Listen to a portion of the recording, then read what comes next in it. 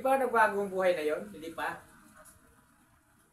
Ibang ang diwa. Pakiusap ko, magbagong buhay na po kayo. Yung kayong mga pasaway, no? Abang may panahon pa. Hindi ba naging pasaway din ako? Noon yun. Kaya ngayon nagbago ka na eh. Kaya nga ang tawag sa'yo, pastor na eh. Di ba nagbago ka na? Ang luma mong pagkatao, tinapon mo na. Kaya na pawang bago ka na. Di ba? Okay. Oh, di ba? Kaya nga ayon sa discernment ng ating kaibigang servant of God sa Australia na si Jack William, ay itong ating kaibigan ay isang pastor. Ayan, hindi lang niya masyadong na-exercise dahil focus siya sa business nung araw. Hindi, even today. Ay, even today pala, may business. Oh, Itong pag-YouTube. Oh, YouTube business. At saka yung pag-re-recruit ng OFW. Oo nga naman. Still, I'm doing a business. Oo, you are doing a business, tama. I'm also Also, helping you. yeah. Hindi talaga ako katulad sa Because it's better to have a company or one head is Two head is better than one. two heads better than one. Yes. At utos ng Diyos yan. Oh, that's na right. God sending His Two by disciple two. Oh. in by twos. Oh, Luke chapter 2. Chapter 10, I mean. Magsimula sa beginning verse 2 hanggang sa mga sumusunod na talata. Yung 72 na mga dadagdag ay inutusan nyo na dalawa-dalawa. Na-remind kita kung paano yung by twos, ha? Oo, tama yun. Kasi Alam ko yata sa yun. lumang tipan na sa Proverbs, 2 is better than 1. Yes. Kasi pag nalamig yung isa, may magpapainit. Mga... At kung matumba yung isa, may magbabangon. Kapatid, Englishin mo. alam mo, Brother Antonio Lagoren is keep on coming. Because I welcome him. Amen. And that is our culture, his culture, that we always welcome. Yes. Kasi kung hindi siya welcome, at hindi ko siya pinapainom ng champion na nagiging champion siya, hindi na siya babalik dito at si Kuya Mario. Tama ba? Ay nako, nang dahil sa champion na pinapainom ko tuwing umaga before we start of our content on YouTube, nung pinainom ko silang champion, Masarap bumabalik kasi. sila. Masarap. Oo. Bumabalik sila sa champion. Sustansya. Yan. Kaya lalo So, kaming bumabalik. because of my, yes, but because of my attitude of very welcome, bumabalik sila. Pero po hindi nila nagustuhan yung aking pagsasalita, never a time that they will come back again. Yes. But because of my honesty and welcome attitude, bumabalik sila. Lalo na po may pipso din na, no? Toothbrush. Pag-toothpaste pala. At saka iba pang mga products kasi gusto namin araw-araw na kami dito makakatuwang kay Brother Edgardo Ligasis. Bakit Pepsodent? Bakit si Kuya Mario magtututbrush? Nahiya kami kasi mag-toothbrush pag walang pag-toothpaste. Alam mo, bayabas na lang ginagamit namin eh. Kaya ang Pepsodent, ano ba yun? Unilever? Huwag niyong tagalan, bilisan niyo magbigay kasi wala na kami pambili talagang toothpaste. Bayabas na lang. Very humble beginning. Oh, yes. Very humble beginning. Nahiya kami magsalita ng malapit lang, less than 1 meter. Kasi baka maamoy niya ang aming kausap. Di ba, brother? Okay. So, ayan po. Na I have already started of announcing for and recruiting of people who wanted to work in Canada and in Australia by using my YouTube channel. Aside from that, I have to verify your company and That's right. the legality. Yes. Para hindi naman ako madidimanda dahil sabi ng isang friend ko, you must be very careful because you are indulged into vlogging. Tama. 2 is better than 1. That's right. I am here to help my friend, assist my friend, na paalalahanan siya. Kasi lagi nating in-exercise yung gift of the Holy Spirit, fruit of the Holy Spirit, and a beautiful attitude para hindi po maligaw ang mga taong ginagayad po natin sa tamang pangangaral, walang dagdag at walang bawas. Aside from that, nag-hire din po sila ng African people. Opo. And they're also hiring an Indian people there. Opo. So, pero ewan ko, bakit ngayon mas gusto nila Pilipino? Masipag daw ang Pilipino eh. Oo. Kaya nga, Nagtatrabaho daw ng 16 hour. pili na kasi, Pino pa. Pili na, Pino pa. choosing na. Oo. Pili means choosing Oo. Kaya, and very refined. tama-tama yung mga transition ng ginagawang yung Philippines to Filipino. Kasi, kung tutuusin, ang layo kasi noong transition, pero ang ganda. Kasi pili na Pino pa. Ayan, ngayon, And maharlika na tayo. Doon malabas ang tamang kahulugan. I would na like also pinili ka. I would like also to announce everyone Mhm. na I was invited also to work there. Yes, that's right. Oo. What yes? Ang ibig ko sabihin, yung mga taong nakakarinig ng ating filming dito ngayon, ay mag-encourage siya, uy, may trabaho na pala. At makikinig sila ng makikinig kasi paulit-ulit lang naman yan pinaliwanag dito ang tungkol sa open job ba yan ang tawag? Open job. Oo, at malakas ang ano yan, Vacant job. kitaan. Oo, So kayong nakikinig ngayon, ibalita ninyo kung sinong gustong magtrabaho tama. sa Canada. Maraming taong gustong pumunta ng Canada Mhm. at Australia. Pwede magtanong? 20 Ilang libo? Kailangan? 20 years old to 50 years old. Ilan bang libo yan? Daan ba? Libo na tao? Hindi naman kasi siyempre maghihintay ka ng maghihintay ka ng expiration ng mga nauna. Okay. At saka pag nandoon ka na sa Canada, yung iba binibigyan ni Mr. Jack William ng working permit para makapagtrabaho sa ibang company. Opo, opo. Naiintindihan mo ibig sabihin? Tama. Halimbawa, nagtrabaho kay Mr. William and you are not happy of working. Si Mr. William ngayon magbigay ng certification of working permit para makapagtrabaho ka sa ibang company. Okay. Very nice person, ha? Ang galing. Oo, yung iba maramot, ayaw. Yung iba ayaw magbigay. Diba? Galing. Magaling, di ba? It's very nice. It's a very nice. It's a good of deeds. Ayan po. Very nice attitude.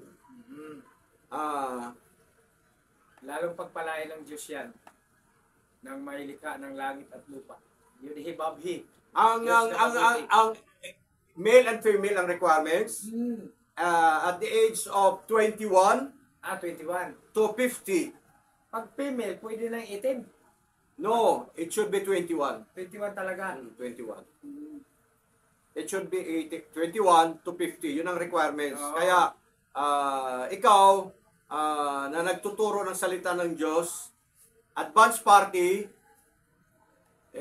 mag-announce ka na Opo. kung sino yung interesado.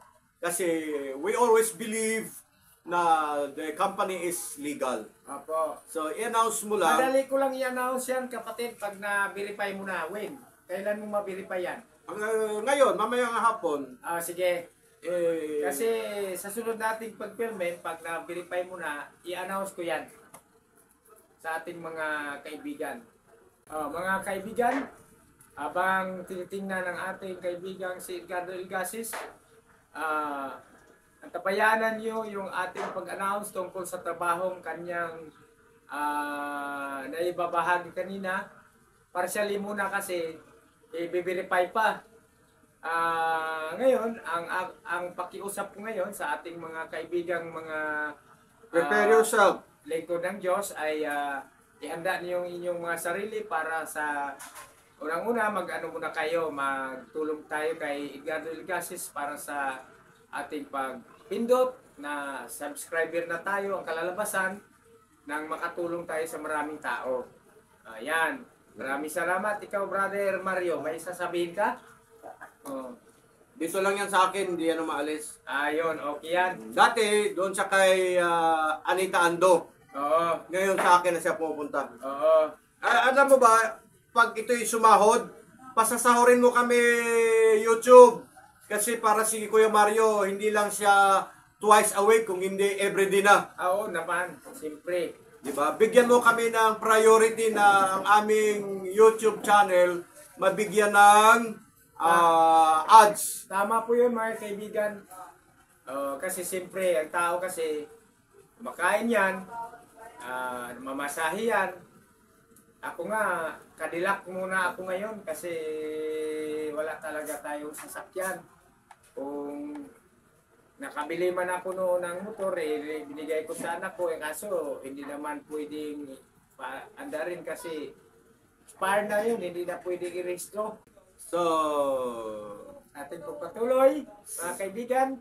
sa ating pagpatuloy, ipagpatuloy ang laban Dito natin. po, sa ating patuloy na pakikinig at patuloy na panunood, ayan, Yan po. nandito na naman kami uli para kayo ay aming ma-entertain. Nasa volume 2 na tayo. Volume 2 na tayo. O kaya part 1, part 2. Oo. Di ba? Ayan po. Sa part 2, I would like to announce Oo. na to Mr. Jack William Harrison Oo. na we are now starting and making an announcement to our YouTube channel. Now we are announcing that you are hiring an OFW going to Canada and Australia. Yan, galing. And we should be honest that there is a provision or a processing fee for 35,000 pesos. Yan. But the thing is, all things work together for good to them who love God. to them who love God, that we can ask for an sponsorship. Yan. We can ask for an sponsorship to our beloved senators. Senador Who are Ruben those? Padilla And Bungo. Bongo. Ano ba po pangalan nun ni Senador Bungo? Basta Senador Bungo. Kilala kasi siya sa Senador Bungo. Elasio ba yun? Oo. Alamin mo yun. Tapos ngayon, nandyan naman din si marunong tumulong si De La Rosa. De La Rosa. Bato De La Rosa. Oo. Oo. Yung dating PNP chief. Alam mo, maganda yung, very relevant, pastor, na itong mga taong to, may taong tumutulong na i-hire papunta sa ibang bansa para sumahod ng malaki.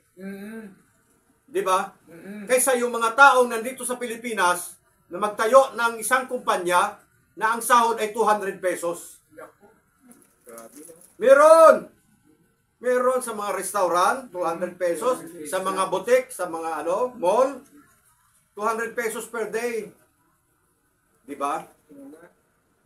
Bakit pa sila magnegosyo na hindi naman nila kaya pasahuran kaya ng minimum?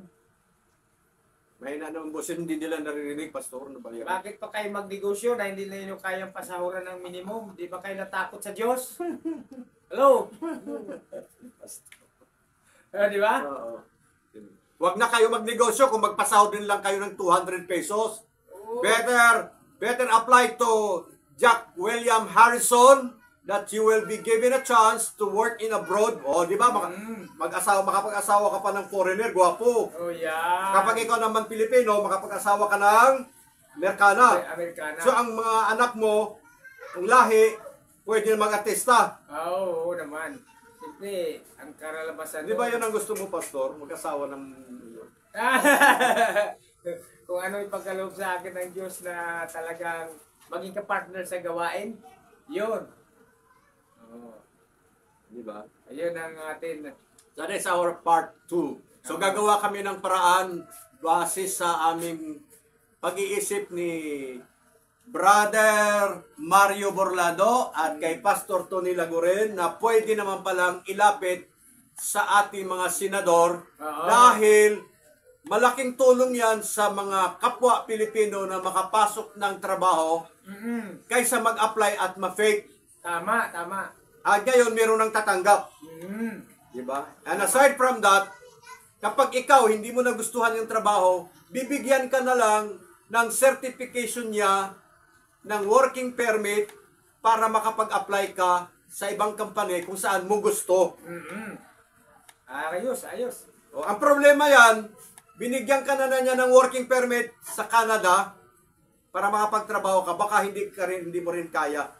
Baka hindi mo rin magustuhan. Wala na magbibigay sa'yo ng working permit pag nagkaganon. Oo naman. Kasi once and for all lang yun. Magastos yun. At saka, ililibre na nga. O kaya, utangin na nga. Pahiramin ka na. Pero hindi ko pwedeng ipadala si RR. Salary deduction. Aywan ko, pag sabi ni RR, oy, meron palang si RR, meron palang meron palang trabaho na kahit walang experience. Isama mo na ako dyan. Oo. Anong sabi mo? Wala naman siyang sinasabi. Wala pa naman. Ewan ko, may... Kasi si RR ang cook mo. Cook master. Oo. At saka, makita ko mayroong nag-YouTube yung nakahubad. Oo. RR, halika nga, punta ka sa tabi ko. Halika. Para makita siya. Oo. Si RR Okay ay... ba? Nakahubad, nainitan kasi. Oo, hindi bawal, di ba? May nakahubad sa YouTube, ano? Oo. Hindi, ayun. Oo. Magandang Magandang lalaki naman, hindi nakita yung mukha niya. punta ka muna doon. Oo, kita. Para gwapo. Gwapo naman. Para ma-discover. Oo. Diba? Iangat ng konti.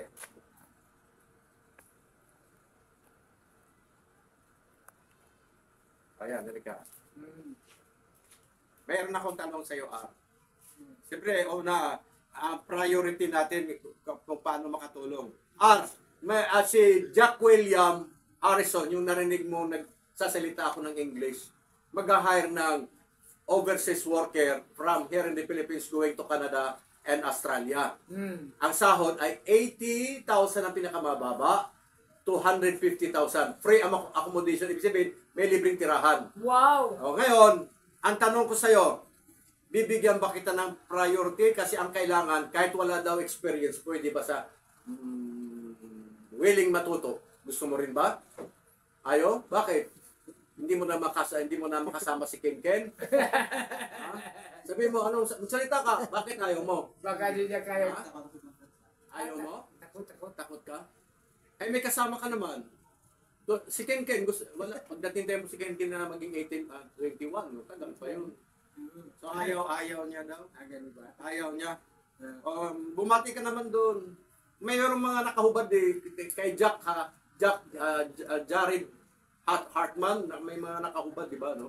Sa YouTube, ano? Half naked lang naman si RR. Hindi naman. Siya yung nagluluto. Oo. Very live talaga, no? Oo. Ayaw daw niya. Mabuti na yung ayaw daw niya, takot daw siya magtrabaho sa ibang bansa. Ganun So, ba? gusto daw niya dito na lang sa akin. Total, may sahod din naman na 80,000, 250,000. Di ba, no? Opo. Di ba? Bakit 150,000? Kasi hindi mo ba alam na hinihiram niya yung mga cellphone ng mga tao tapos siya mag-live? Ganun ba yun? Oo. Yan. Ilalike na pala niya. Oo, tama. Buksan mo dyan, merong part 1, part 2, part 3. Buksan mo yung account ko. I-like mo lahat yan. Yan. Sige. Very good. Diba, no? Oo. Si pastor na ang mag-follow up. Follow up. Basta mayroon lang doon. Opo, tama. Ayan po. Ayan, maraming salamat, R. So, masaya naman ako na hindi ako iwanan ni RR. At ang sasahurin naman niya dito at doon pareho lang. Oo. Bakit pareho lang? Siyempre malaking sahod kasi biro mo, meron akong 500,000 na darating. na subscriber. Oo. Tapos ikaw naman merong 500,000, di may 1,000 May 1 million na tayo dalawa. sa sahod na tayo. Oo, amen. Purihin ng Diyos. Ano yan? Positive o negative? Positive yan. Positive ba? Kasi it's according to your faith, it will be done unto you. Not only that, si Mr. Jack William Harrison has an employees from Australia to Canada Oo. na pwede nang sabihin to give him an influence na you have to subscribe this person. That's right. Saka hindi po madadamot ang mga nakakilala sa Diyos Tsaka mabait si Oo. Mr. Jack William. Mabait talaga, matulungin ang mga yan. Oo. Oo. Ayan. So, Mr. Jack William, sir, with all due respect, kindly influence your employees to subscribe para aabot na kami sa 1,000 subscriber for us to receive a payment from YouTube. That's right. Mr. William, Jack William. Yan, maraming Please subscribe to my mabuhay, channel. mabuhay. And sabi niya sa akin, if you want to work in Canada or in Australia, you can choose what kind of job you want unless it is fitted to you to work there. Yes, But I told him, there is a lot of things to consider when it comes to working abroad. Opo. Meron kang i-consider katulad ng medical certificate. That's right. Yun, maraming i-consider. Unless otherwise, i-hire ka. At saka, siyempre, dadaan ka sa medical certificate kasi baka mamaya may AIDS. Okay. Nakakahawa yun. Mhm. Diba? Tama, tama. So, kailangan talaga merong ganun. Mhm. Okay, anyway. So, si RR dito lang sa akin. Mhm. Maraming salamat sa inyong panunood. Opo, salamat sa ating Maraming mga salamat. subscriber din. At ito ay tulong ko sa inyo na magiging legit. Mhm. Magiging legit yung aking pakipagkaibigan sa ibang bansa na makatulong sa ating kapwa Pilipino na pag-asang makapagtrabaho, na malaki ang sahod, na 80,000 ang pinakamababa to 150,000 pesos. And free accommodation. Free accommodation. Only, hindi pa naman ako nag-hire. Huwag niyo muna akong ididimanda. Mhm. Hindi pa naman ako nag-hire. Magbe-verify pa lang naman ako. Oo, tama. Kaya nga, ini-advisean ko si Peter na i-verify sa ano yung pangalan ng company, yung ano ba yun? Fruit. Oo, sa fruit. Kay Jack William. name of Jack William. Oo. Mhm. Ayan. Peter, Nature Fruit Company. Yun ang pangalan ng company niya. Nature Fruit Company. I-verify mo nga sa Embassy ng Canada at saka sa In PC, Nature Fruit Company. Oo. Nature's Fruit Company owned by Jack William Harrison. Pwede mong i-verify yan through email na kung legit siyang mag-hire ng OFW from Philippines. Gawin mo na yon, Kuya Peter, para malaman natin. Kasi nag-provide naman nandito ng picture. Alam mo, hindi na kailangan niyang i-type. Picture lang pinadala, tapos ano yung pangalan ng company. Apo. So, ayan po. This is already part 2. Gagawa tayo ng paraan na kung paano natin ilapit sa mga senador. Apo. Kasi yan ang gusto ng mga senador That's right. na na Makakatulong. mabigyan ng employment. Opo, yung walang mga Yung kanilang plataforma Opo. na nag-ano pa lang sila, nangumpanya. yung panya. Oo. 'Di ba? Opo. So hindi lang 'yon. So ang plano ko kapag nasa Amerika, sasabihin ko kay nasa Canada or nasa Australia, I will advise doon sa mga aplikante na you will be deducted of 35,000 pesos para itulong sa mag-a-apply. Tama. So may transition, May transition. 'di ba, no? Mayroong replacement. Replacement din. That's right. Ganun 'yun, 'di ba? Parang yung katulad ng halimbawa, ang isang DSWD nagbigay ng isang baka, tapos palakihin at nanganak, Oo. kailangan yung baka ialay mo sa kapwa mo gusto rin magkaroon ng baka. Oo, pag nagkaanak na. Oo. Ganun Wala din. pinagkaiba. Opo. So yun ang isusulat, yan ang isusulat mo sa Ayan. sa senador. Replacement talaga. Ganon. Para makaikot. Oo, para makaikot. Kasi ang business, talagang ganun. Oo, ganun po yun. Tuloy-tuloy. So, yun ang gagawin May natin. interest talaga ang business eh. So, ayan. Hindi napipitas And- sa isang tulog. Besides, sir, with all due respect, I would like to inform other vlogger. Yeah. I would like to inform other vlogger, maybe they can continue of making vlogging while working from you. Excuse me. Excuse me. Oh, habang sila ay nagtatrabaho, hindi, habang nagtatrabaho, during the time of their rest, magba-vlogging sila. Opo. Meron akong kaibigan, nasa Alaska, Opo. yung nagtatrabaho siya, tapos pinipicturean niya yung view, pinipicturean niya yung trabaho, yung ano yung nasa storage nila, at binablog niya yon. Okay na. Di ba? Vlogging na ang dawat. Oo. Automatic. Nasa Facebook na, nasa Reels na, at saka nasa YouTube na. Yan. Ang pangalan niya ay si Mr. Franklin Como. Kumo. Oo. Si Mr. Frank, nasa ano siya, nasa kasalukuyan siya, nasa Canada. Nasa Canada na. Oo. Hindi. Sa Alaska pala. Sa Alaska. Oo. Yun ang nagiging friend ko. So, yung mga nag-edad ng 21 years old, na hindi na iyakin pag nawala sa magulang, pwede na mag-apply. Okay. Diba? And doon sa mga estudyante na huminto dahil lack of financial to support their studies, Opo. pwede na rin mag-apply. Ayan. Diba? Maraming chances naman. Nasa atin lang naman talaga. Hindi naman kailangan na magmamakaawa ka. Katulad ko, nagkasakit and I am indebted. May utang po ako sa pagkasakit ko. Hindi pwede yung gano'n na lamang Amen. na pasakit-sakit ka na lamang at kaawaan. Kailangan You have to do something of yourself. mabuhay tayo na lumaban sa mga dapat nating Lumaban sa pagsubok. Sabi nga. Sa pagsubok, hindi lumaban makipagdemandahan. Isa rin yan kung kailangan mo. Di ba? Makipagsuntukan na lang. Huwag naman yun. Kuya Mario, pagsuntukan. Kala mo naman, kaya niya makipagsuntukan. Tatakbo lang ito eh. Bugbog ang abutin natin doon. Bugbog ba? Hindi tayo katulad ng mga Chinese na magaling sila sa suntukan, magaling sila sa karate.